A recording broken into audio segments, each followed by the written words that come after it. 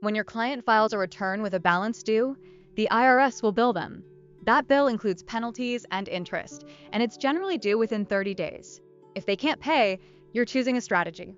Pay as much as possible now, ask for more time, set up a payment plan, or in bigger hardship cases, consider an offer and compromise. On the EA exam, they love the timeline and the menu of options. Don't confuse a short-term payment plan with an installment agreement.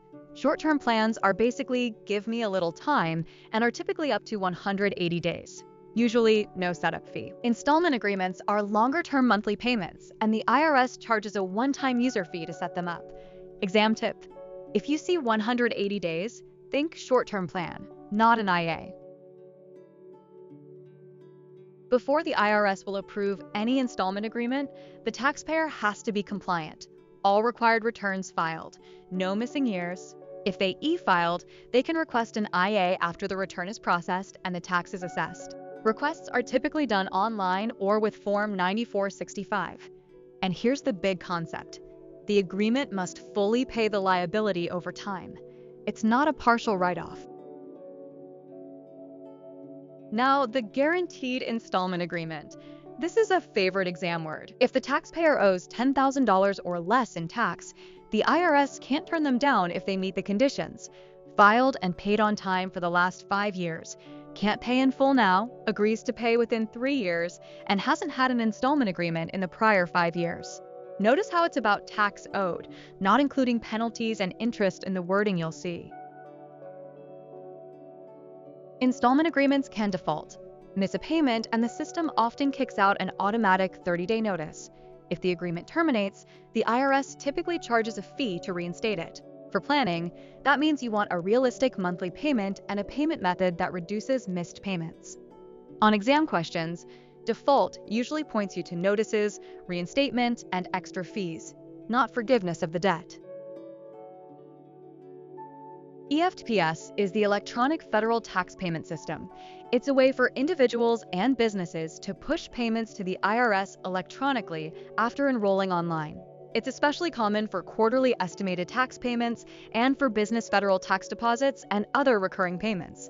The practical angle, EFTPS, helps clients stay current while they're on a payment plan, because new unpaid taxes can wreck an installment agreement. Brianna filed her 2020 return on time, April 15, 2021. The return shows she owes $6,250, but she pays nothing. Her transcript shows the IRS assessment date is 10 days later, April 25, 2021, when the return is processed. She ignores all notices.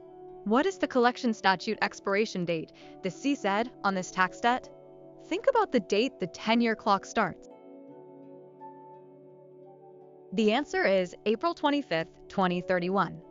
The IRS generally has 10 years from the date of assessment to collect an assessed tax liability.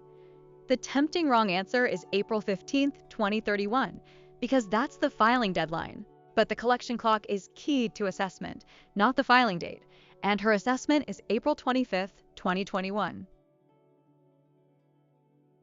Bennett owes $3,900 in federal income tax and can't pay in full. He wants an installment agreement. In which scenario could the IRS waive the user fees for his installment agreement request? The options mention different income levels, student status, and unemployment. Think about what low income means in IRS fee waiver rules. The correct answer is Bennett's income is below 250% of the applicable federal poverty level. The IRS may reduce or waive installment agreement user fees for qualifying low-income taxpayers, generally tied to that 250% threshold. A tempting choice is unemployment because it sounds like hardship, but unemployment by itself doesn't automatically qualify you for the user fee waiver.